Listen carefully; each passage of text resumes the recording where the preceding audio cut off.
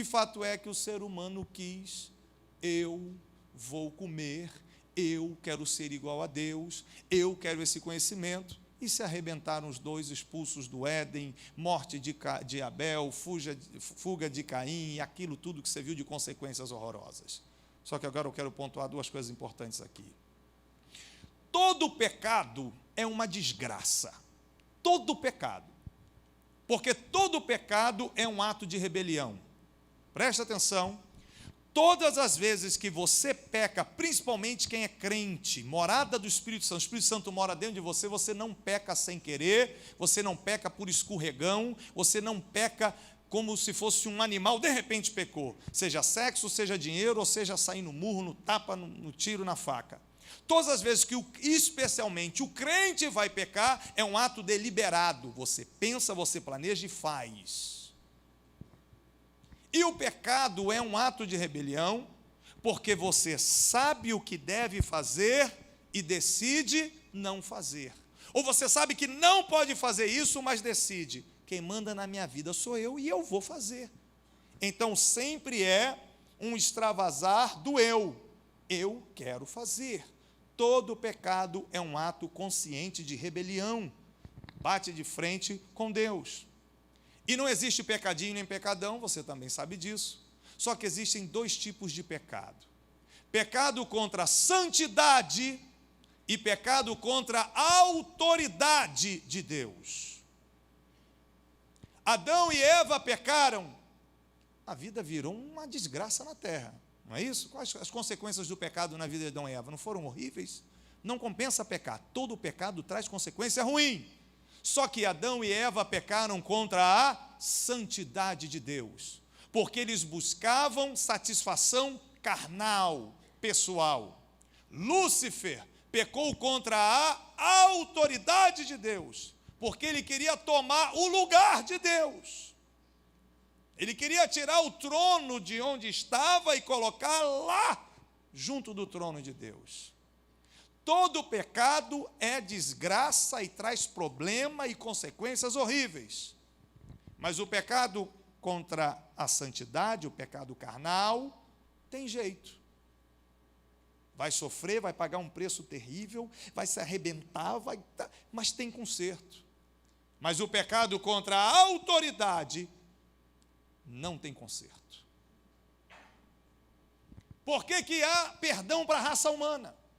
Por que nós falhamos e pecamos, a gente bota a cara no chão, chora, pede perdão, o sangue de Jesus lava, toca para frente, passa uma fase ruim colhendo os espinhos que foram plantados, porque o problema do pecado é esse: você pecou, Deus perdoa, mas você vai colher o que você fez para que haja justiça. Deus perdoa o pecado, mas não tira as consequências, mas aí você vai e Jesus te dá graça, e passa 1 ano, 2 anos, dependendo do que foi feito, né? Se você plantou feijão, dura 3 meses, se plantou coco, vai durar 5 anos, dependendo do que você fez, e vai daqui, conserta dali, passou a fase ruim, está bem, resolveu a vida, tem jeito, tem conserto.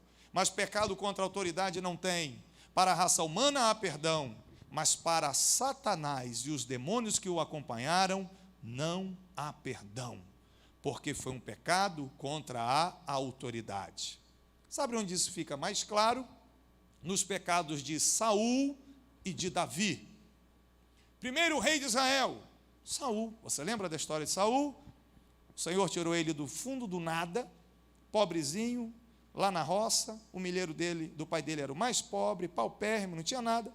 Deus pega ele e coloca ele num lugar top. Agora Saul é o rei, está no palácio, primeiro rei de Israel, uma honra indizível, um negócio fantástico. Só que o coração dele, o baiacu, inchou, ficou bobo. E começou a desobedecer ordens diretas de Deus.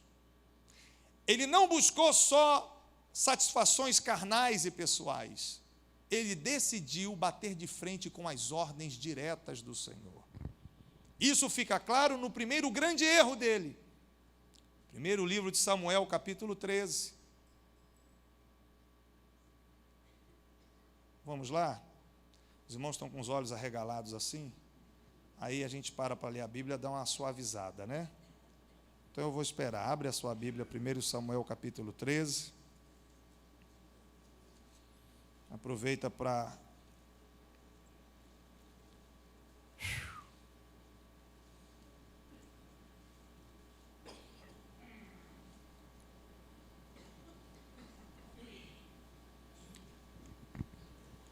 Primeiro livro de Samuel, capítulo 13.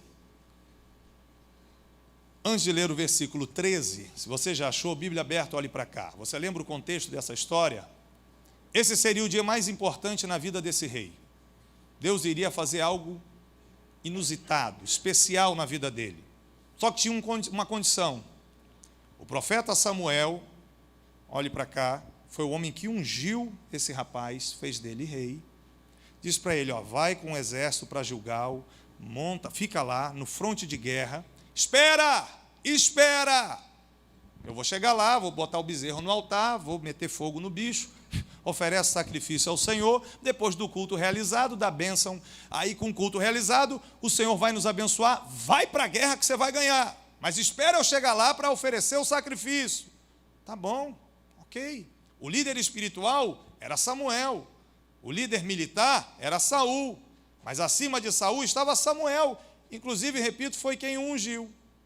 Só que 7 dias se passam, o Samuel nada de chegar, um soldado mais covarde foge por aqui, o outro mais medroso sai por ali, Saul percebe que está perdendo um contingente de guerra, os filisteus estão do outro lado, o clima está tenso, eu vou perder essa briga, cadê o profeta? Cadê Samuel? Chegou? Chegou não, chefe. Ai, meu Deus, cadê que não chega, não chega? Rapaz, manda o bezerro para cá. O rei aqui sou eu, vou ficar esperando Samuel para quê? Manda o bezerro para cá, rapaz, que eu vou, quem toma a decisão aqui sou eu. Alguém podia alertar, mas Saul, você não tem autoridade para sacrificar esse bezerro. Só um homem no planeta Terra pode botar o bicho em cima do altar e tocar fogo. O nome dele é Samuel. O rei aqui sou eu, rapaz. Quem manda aqui sou eu, me dá o bezerro.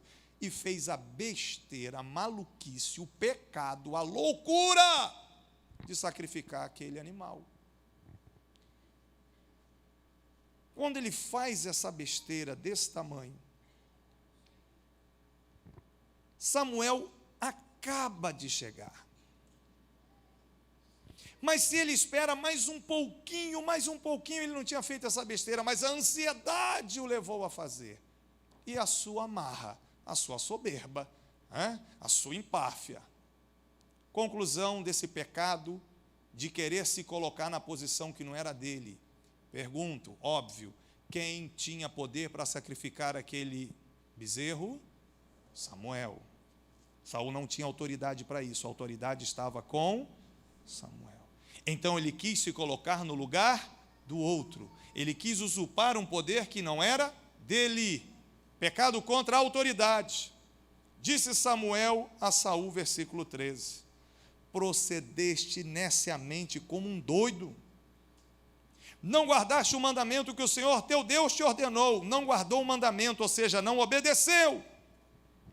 O Senhor teria confirmado o teu reino sobre Israel para sempre. Rapaz, você seria para sempre lembrado como o rei de Israel. Mas porque não obedeceu, porque não honrou o seu líder, porque não prestou atenção na hierarquia na qual você estava inserido, porque você não entendeu que tem gente acima de você,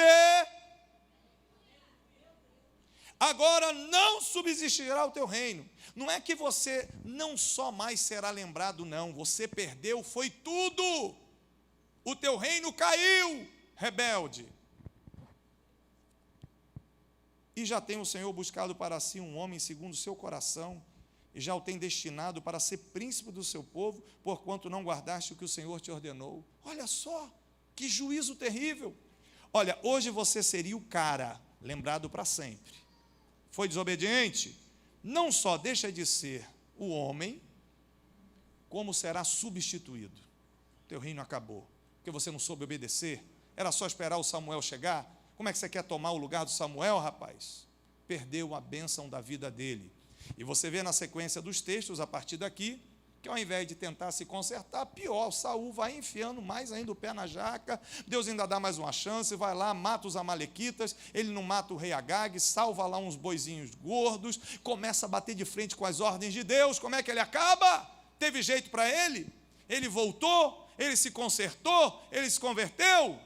Não, pegou a espada e se matou, tão orgulhoso que preferiu se matar do que cair na mão dos inimigos. É uma alma que está lá no fundo do inferno agora, chorando e rangendo o dente, porque não guardou o princípio de autoridade chamado obediência. Aí você olha para Davi, o que Davi fez também não foi fácil não. Davi desobedeceu, tinha que ir para a guerra e não foi. Abriu um precedente para Satanás, que botou a mulher tomando banho, ele olha do telhado, fica doido, manda buscar a mulher, se deita com a mulher, vem a notícia que a mulher está grávida, embebeda o marido para ele ir para casa achar que o filho é dele, ele não vai, manda matar o marido, toma a mulher e o filho, agora está tudo resolvido. Tudo resolvido? Nada. O profeta Natan vai lá, bota dedo na cara, imaginamos. Davi é confrontado pelo seu pecado, e agora? Ele se arrepende. Pequei contra o Senhor. E Deus viu sinceridade no coração de Davi. Ele desobedeceu serissimamente, mas Deus o perdoou. E aí, ficou uma beleza a vida dele, agora ficou de boa? Não, irmãos. 13 anos de inferno na terra.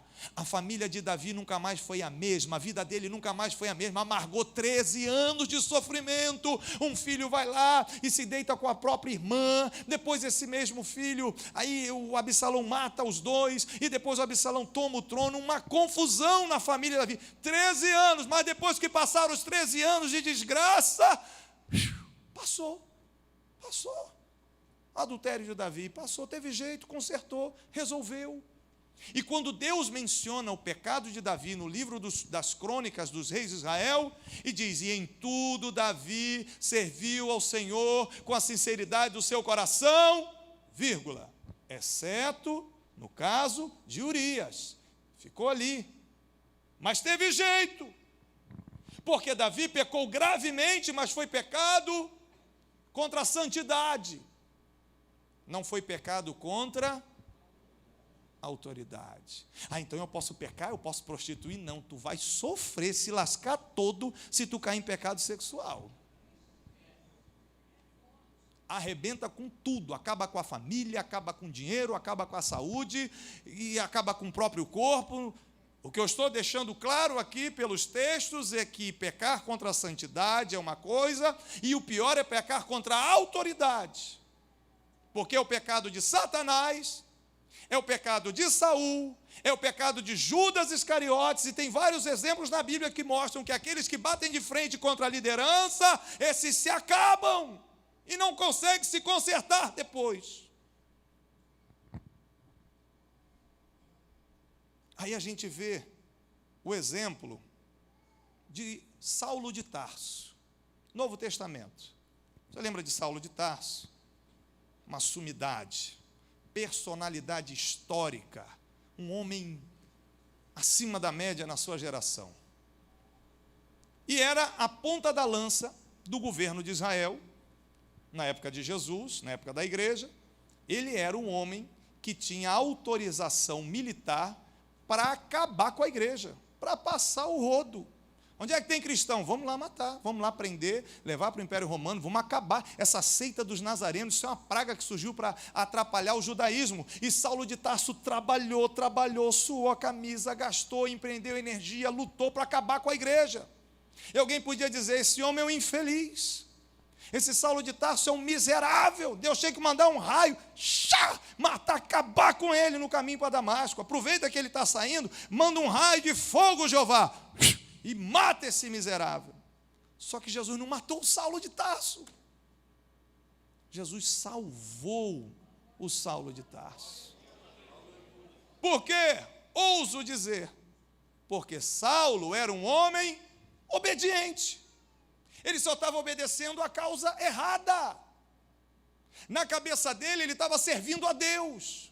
Na cabeça dele, aquela era a missão da vida dele, preservar o Deus de Israel, Jeová, o Deus Todo-Poderoso.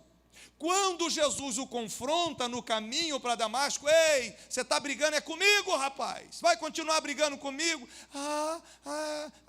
Rapaz, então é o Senhor, o que o Senhor... Aí imediatamente, a sua facilidade de ser obediente se manifesta quando Saulo, ali caído no chão, cego em transe, diz, Senhor, Quírios, há todo um contexto militar nessa palavra grega, Quírios, Senhor, é sim, senhor, não, senhor, quero viver, né, irmãos? Não quero morrer, não. O que queres que eu faça? Não foi isso que Saulo falou? Obediente.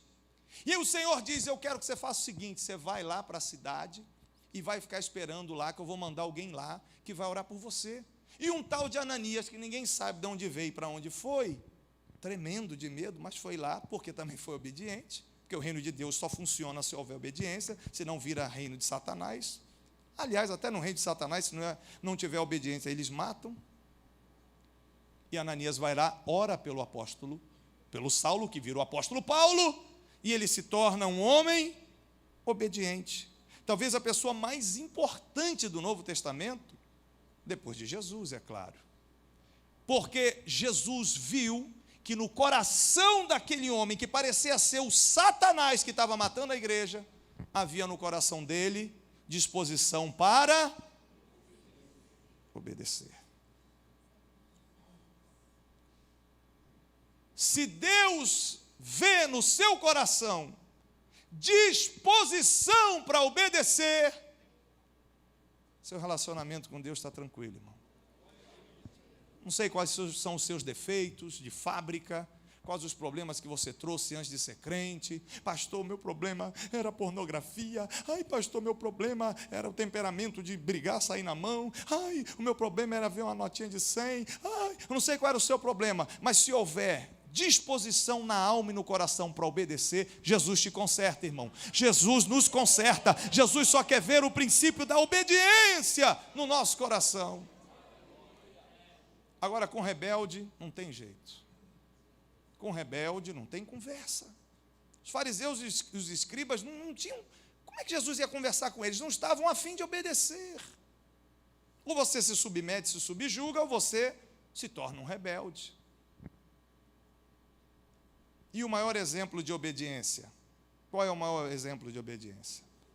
Hebreus capítulo 5. Hebreus capítulo 5.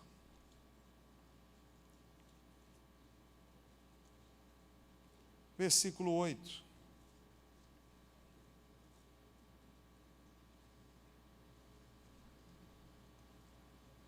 Aos Hebreus capítulo 5.